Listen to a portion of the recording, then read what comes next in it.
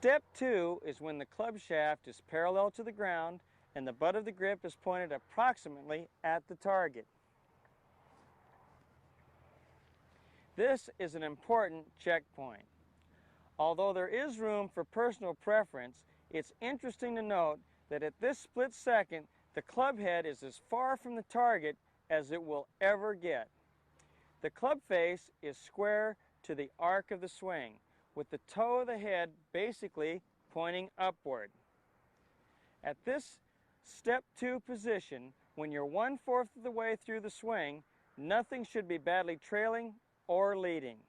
The club, arms, and shoulders have stayed connected as a single unit. This is your backswing package. At step 2, everything is worked together. There are 4 important checkpoints that need to be addressed at this point in the swing that relate to what we have been discussing. You need to make sure that you have shifted most of your weight onto your right foot. Retain the same degree of flex in your right knee as you started with at address. Retain the flex in your left knee with it broken inward and pointing behind the ball. Kept your right arm slightly above your left arm or well above your left arm. At step 1, we felt weight shift to the inside of the right foot, and by step 2, most of your weight now is into your right leg. This is very important because we have 2 points hitting the ground, the right leg and the left leg, and we must make sure that we are turning on the right leg in the backswing. At this stage of your swing, it's very important that the right knee has retained its flex. We don't want it to lock up here or slide to the outside, causing your weight to go to the outside of your right foot. At this stage, the left knee is broken inward and started to cock behind the golf ball.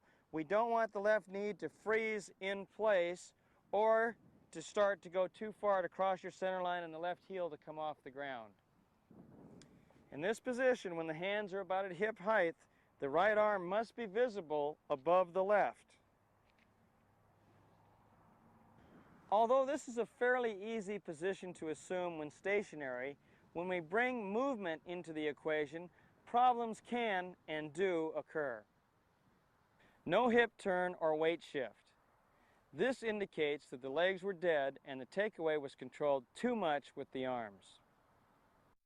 Locking of the knee. Over-rotation of the hips or reverse pivot accompanies this loss of knee flex. Rolling the club face open.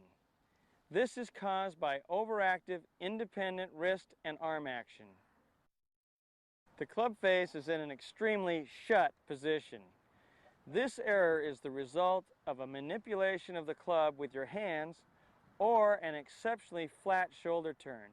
If you assume a weak left-hand grip or reverse pivot, you're likely to shut the club face. Excessive extension of the left arm. This error is most often caused by the player who pays too much attention to the old adage, keep your left arm straight. The long left arm is actually an overextension from the shoulder. It is indicative of an early disconnection in your backswing. The right arm or the right elbow folding in towards the body. The high handicapper makes a conscious effort to hold the right elbow against the body on the takeaway.